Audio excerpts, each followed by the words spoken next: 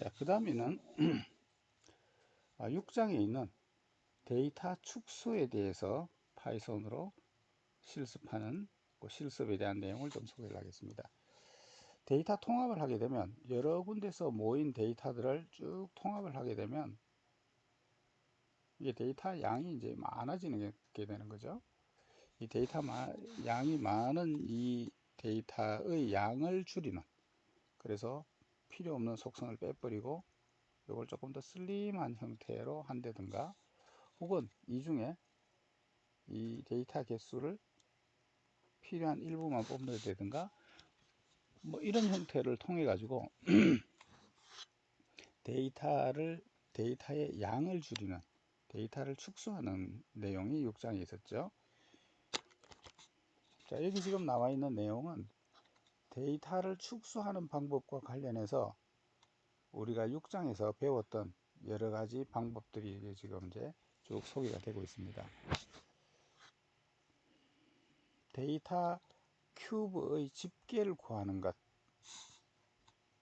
요거는 이제 전체 데이터가 있으면 이 전체 데이터에서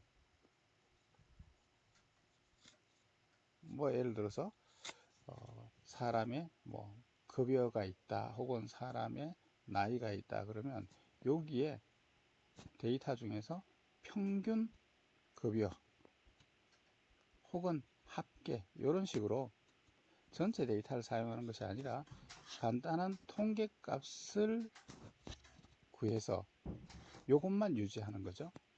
그래서 요거를 이제 분석에 사용을 하게 되면 요 데이터만 유지하게 되면 되는 거죠. 그래서 요 데이터는 원래 데이터보다 양이 줄어져 있겠죠. 그래서 이렇게 데이터를 집계하는 방법에 대해서 설명이 있었고요.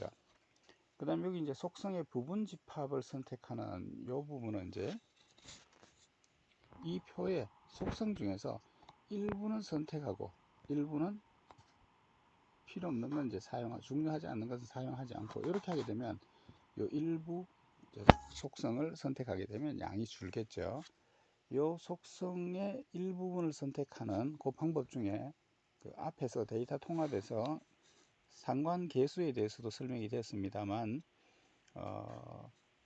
요 속성 부분 집합을 선택하는 것과 관련해서 우리 그 6장에서 설명된 부분에서는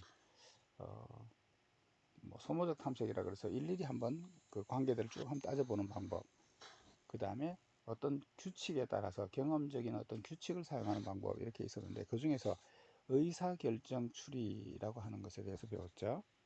이 의사결정 추리라고 하는 것은 이 데이터들이, 이 의사결정 추리는 이게 분류기법, 클래시피케이션 방법에서 사용하는 건데, 이 분류기법이라고 하는 것은 이 데이터들이 어떤 그 클래스가 주어져 있습니다. 그러니까 종류가 이렇게 구분되어 있습니다.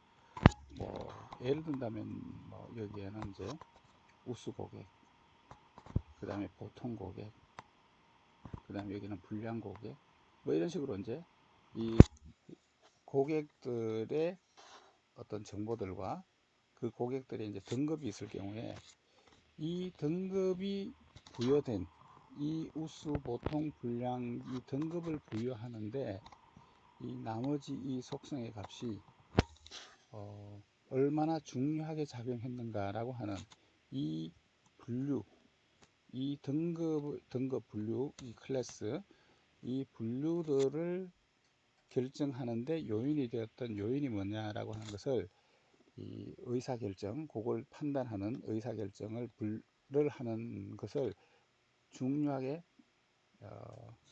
작용했던 요소들을 디시전 추리라고 하는 형태로 이렇게 표현을 합니다. 그럼 이제 디시전 추리에는 어떤 조건을 만족하면 이쪽 클래스, 어떤 조건을 만족하면 이쪽 클래스, 이런 식으로 어떤 클래스를 결정하는 요소들을 이렇게 추리 모양으로 표현해 놔서 요 디시전 추리에 사용된 요 속성들이 결국 분류 속성이다. 그래서 이제 그거 위주로 뽑으면 데이터가 축소된다라고 하는 그런 개념이 이제 디시전 추리에 의한 속성의 부분 집합을 선택하는 거였죠. 그 다음에 차원 축소라고 하는 것이 있었어요. 이 차원 축소라고 하는 것은 뭐냐면 이 열 하나하나를 우리가 차원이라고 이렇게 부르죠. 이렇게 차원이 여러 개가 있을 때 이걸 어떤 변환을 통해 가지고 웨이블리 변환이나 혹은 PCA 주성분 분석이나 이런 변화를 통해서 다른 형태의 데이터로 바꾸는데 더 작은 차원, 다시 말하면 더 작은 열 속성을 사용하도록 이렇게 변환해 주는 그런 변환 수학적 방법이 있습니다. 그래서 그걸 통해서 차원을 줄이면 많은 속성, 많은 차원을 가지고 있는 데이터를 더 작은 차원으로 변환해 주는 그런 방법을 통해서 데이터를 줄이는 방법. 그 다음에 이제 수를 줄이는 방법, 개수를 줄이는 방법. 그 개수를 줄이는 방법에는 이제 샘플링, 표본을 추출하는 방법, 히스토그램으로 바꾸는 방법, 혹은 군집하는 방법. 이런 내용들을 이제 데이터 축소 방법으로 배웠어요. 그 데이터 축소 방법 중에서 여기 지금 파란색으로 표시해 놓은 부분 있죠? 피벗 테이블, 그 다음에 의사결정 추리, 웨이블릿 변환, 주성분 변환, 그 다음에 표본 추출, 히스토그램, 군집화. 이 파란색으로 되어 있는 부분이 이제 파이썬으로 우리가 실습을 해보면서 그 방법을 이제 확인해 보려고 하는 그 대상들입니다. 자, 그래서 이제 첫 번째 실습 내용으로 이제 이 데이터 큐브에 의한 집계, 이걸로 데이터를 축소하는 방법에 대해서 먼저 설명을 드리겠습니다. 사실 이 데이터 큐브는 이제 집계를 구하는 건데, 요거는 이제 파이썬을 사용하는 방법으로 제가 이 데이터 큐브를 이제 구성하진 않고 엑셀에서 여러분들 엑셀이라고 하는 그 마이크로소프트 오피스 툴을 사용해 보셨을 텐데 이 엑셀에 피벗 테이블을 만드는 그런 기능이 있어요. 이 피벗 테이블이라는 것이 데이터에 대해서 어떤 차원에 대한 집계값들을 다양하게 구하는 이게 피벗 테이블입니다. 그래서 엑셀 관점에서 얘기하면 피벗 테이블이 우리가 앞에서 배웠던 죄송합니다. 앞에서 배웠던 데이터 큐브하고 같은 개념이다 이렇게 생각하면 됩니다. 그래서 데이터 큐브라고 하는 그 집계 개념이 엑셀에서는 피벗 테이블이라고 하는 기능으로 주어집니다. 그래서 제가 이 피벗 테이블을 통해서 데이터를 요약한 예제를 설명을 드리겠습니다. 자, 여기 보시게 되면 이제 상품 판매 데이터를 제가 임의로 한번 만들어 봤습니다.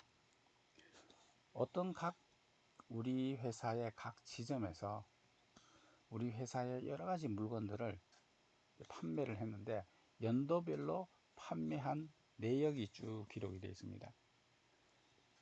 자, 이 상품의 단가는 얼마고 그 지점이 그 해에 몇 개를 팔았느냐라고 하는 개수가 있습니다. 그럼 이 단가하고 개수를 곱하면 이제 판매량이 나오겠죠. 그래서 각 지점의 연도별 판매량들이 쭉 기록이 되어 있습니다. 이 데이터는 이제 양이 많을 텐데 이 데이터에서 간단한 집계값을 이제 만들어 놓으려고 하는 거죠. 집계값, 즉 간단한 통계값. 그럼 우리가 데이터를 분석할 때, 우리 통계 분석을 할 때 원 데이터에서 분석을 할 수도 있지만 이런 이제 데이터의 통계값만 있어도 그 통계값을 이용해서 통계 분석을 우리가 보통 합니다. 그러다 보니까 이 통계값만 유지하고 있어도 데이터 분석이 가능한 거죠. 그래서 이 데이터에 대해서 제가 이 지점이라고 하는 차원하고 상품이라고 하는 차원하고 연도라고 하는 차원에 대해서, 그러니까 이 세 가지 차원에 대해서 이 판매량의 합계, 죄송합니다. 판매량의 합계, 이 합계의 통계값을 피벗 테이블로 구했습니다. 그래서 여기 보시게 되면 이제 피벗 테이블이 이렇게 지금 나와 있어요. 그러면 여기에 이제 각 지역별로, 그 다음에 그 지역에서의 상품별로, 그리고 각 연도별로 합계가 구해져 있습니다. 이 피벗 테이블은 이제 세 개의 차원을 사용하게 되면 지점과 상품과 연도 별로도 합계가 나와 있고요. 예를 든다면 여기 대구에 텔레비전을 1998년에는 몇 개 팔았고 2000년에 몇 개 팔았고, 그래서 지역, 상품, 연도별로 합계가 나오고요. 이걸 다 합치면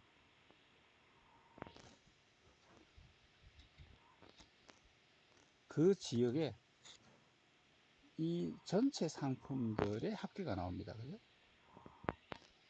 다시 말하면 지역과 연도에 대한 합계도 나옵니다. 그리고 이 연도별 합계를 구하면 이거는 이제 지역별 합계가 나와요.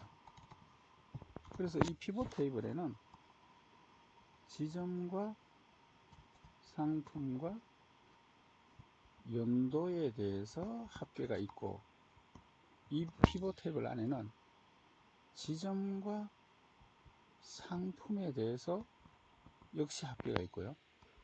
지점별 합계가 나와 있고 전체에 대해서 합계가 나와 있고, 그래서 이 세 개의 조합으로 만들 수 있는 이 차원의 조합, 분석 기준의 통계값을 계산하는데 기준이 8가지가 있어요. 그죠? 이 8가지의 통계값이 이 피벗 테이블 안에 다 들어 있습니다. 예를 들어서 각 지역별로 상품과 연도에 상관없이 각 지역별로 총 판매량을 알고 싶다 라고 하게 되면 그게 바로 이 값입니다. 지역과 상관없이 우리 회사가 그동안에 총 판매한 금액을 알고 싶다, 전체 총합계를 알고 싶다, 그럼 그게 바로 이겁니다. 이런 식으로 이 각 기준에 대한 통계값이 여기 다 있어요. 그래서 이걸 가지고 이제 사람들이 하고 싶은 분석에 이용하시면 되는 거죠. 이렇게 분석에 이용할 수 있도록 가능한 통계값의 조합을 가지고 있는 것, 이것이 피벗 테이블이고, 이것을 이제 더 일반적으로는 데이터 큐브다 이렇게 부르죠.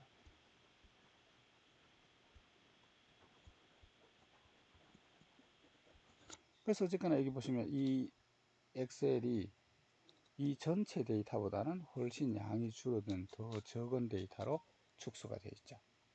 아이고, 죄송합니다.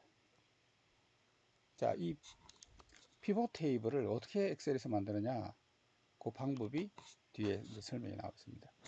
여기 보시게 되면 이제 엑셀의 화면인데요. 자, 엑셀에 이제 데이터들이 쭉 저장이 되어 있는데 너무 많으니까 지금 잘려져 있습니다만, 이 데이터는 이 이하로 굉장히 수백, 수천 개의 행으로 데이터가 많이 있을 수 있습니다. 자, 이 데이터들의 각 요것들이 이제 열의 이름이다 이렇게 얘기할 수도 있고, 좀 다른 말로는 속성이라 얘기하기도 하고, 또 차원 뭐 이렇게 이제 부르는 이 열을 이제 용도에 따라서 이제 다른 여러 가지 이름으로 부르는데, 자, 어쨌거나 이 데이터, 이 엑셀 데이터에 대해서 피벗 테이블을 만들고 싶어요. 그럼 여러분들이 피벗 테이블을 만들려면 이제 어떻게 하시면 되느냐면,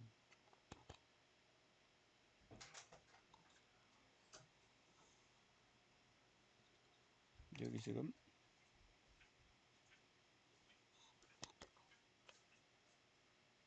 예, 여기 지금 보시게 되면 피벗 테이블이라고 하는, 우선 이제 이 데이터를 선택을 해야 됩니다. 이 피벗 테이블을 만들고자 하는 대상 데이터를 선택한 다음에, 여기 지금 이제 데이터가 선택돼 한 다음에 이 피벗 테이블 요걸 이제 누르시게 되면 이제 요런 창으로 이제 넘어가게 됩니다. 그럼 요 창에서 보시게 되면 이제 이 피벗 테이블을 구성하는 기준을 이렇게 입력하게 되어 있는데, 여기에 이제 속성 이름들이 이렇게 쭉 나오죠. 그래서 이 속성을 클릭을 해서 클릭한 상태에서 드래그 해가지고 여기다가 놓으시면 됩니다. 그러면 행에 지금 속성 중에 하나가 지점이 되는구나. 그 다음에 다시 얘를 또 클릭해서 쭉 드래그 해가지고 여기다 넣으면 상품. 그럼 행에 지역과 상품에 대한 이제 값이 이렇게 들어가게 되고요. 그 다음에 열 부분에 연도를 드래그 해가지고 여기다 넣으면 열 부분에 연도가 이렇게 들어가게 됩니다. 그 다음에 이제 통계값, 이 셀의 값으로, 통계값으로 뭐가 들어가느냐, 요 값을 쭉 드래그해서 여기다 넣으면 합계를 구할 수도 있고, 뭐 여기 선택해 보시면 아마 합계 말고도 뭐 최대, 최소, 평균 뭐 이런 것을 여기 나오는 값을 선택합니다. 이렇게 하시게 되면 요 오른쪽에 있는 것과 같은 이런 피벗 테이블이 만들어집니다. 이 피벗 테이블 안에는 이 선택한 이 세 개 열들로부터 만들 수 있는 이 판매량의 합계의 가지수가 여기 다 들어 있습니다. 아까도 말씀드린 것처럼 지점, 상품, 연도별로 합계를 구할 수도 있고요. 아니면 지점별로 합계를 구할 수도 있고, 지점과 연도별로 합계를 구할 수도 있고, 하여간 이 세 개 차원 조합에 대한 집계가 이 피벗 테이블에 다 들어 있습니다.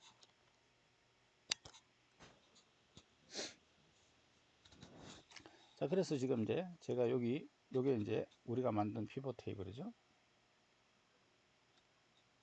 요 피벗 테이블을 이제 들여다 보시면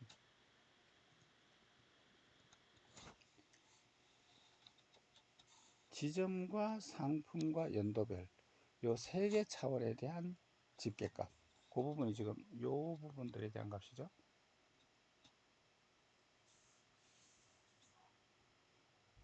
이 부분들에 대한 것이 이제 지역과 상품과 연도별에 대한 합계 테이블이에요. 합계 값들이에요. 여기 지역, 지점, 상품, 연도별에 대한 합계죠. 그 다음에 또 여기 보시게 되면 상품, 지점과 연도별의 총 상품에 대한 합계도 여기 들어 있습니다. 그 부분이 이제 요 부분들이죠. 요 부분들. 예, 요거는 지금 이제 지역과 연도에 대한 합계죠. 그 다음에 요거는 이제 상품과 연도에 대한 합계. 요거는 지역과 상품에 대한 합계예요. 그 다음에 요거는 이제 지역에 대한 전체 합계. 그 다음에 요거는 상품에 대한 전체 합계. 요거는 연도별 모든 지점과 모든 상품의 합계. 요거는 이거 자꾸 넘어가네요. 요거는 전체 합계. 이렇게 해서 8가지 모든 조합에 대한 집계가 다 나와 있어요. 그게 다 들어있는 것이 여기 피벗 테이블입니다.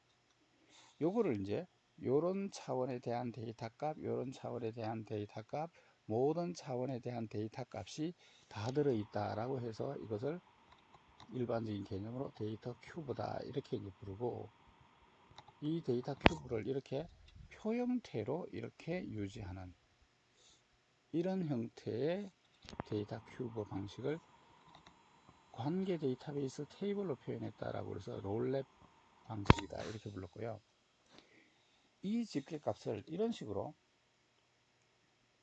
이걸 이제 다차원 구조라고 부릅니다만, 이런 2차원 행렬을 이렇게 쭉 모아 놓으면 이게 지금 이제 상품별로 이렇게 모아 놨죠. 그럼 이게 하나의 큐브 모양이 되죠.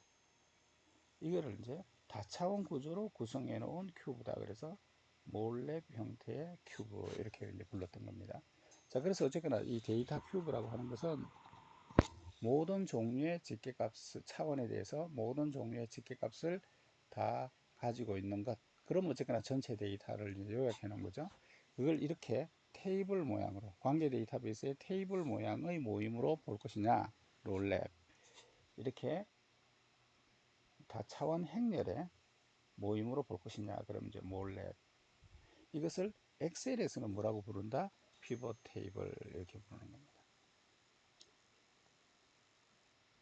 자, 그래서 어쨌거나 이 피벗 테이블을 통해 가지고 데이터 큐브의 모든 집계로 요약해 놓은 것, 축소해 놓은 것을 이제 보셨습니다. 예. 여기까지가 이제 데이터 큐브에 의한 집계 값에 의한 데이터 축소 방법이었고요. 예. 그 다음번에는 이제 또 다른 이제 데이터 축소 방법이죠. 또 다른 데이터 축소 방법으로 속성의 부분 집합을 선택을 하는 겁니다. 여기에 대해서는 이번 동영상을 마치고 다음 동영상에서 이어서 설명하겠습니다.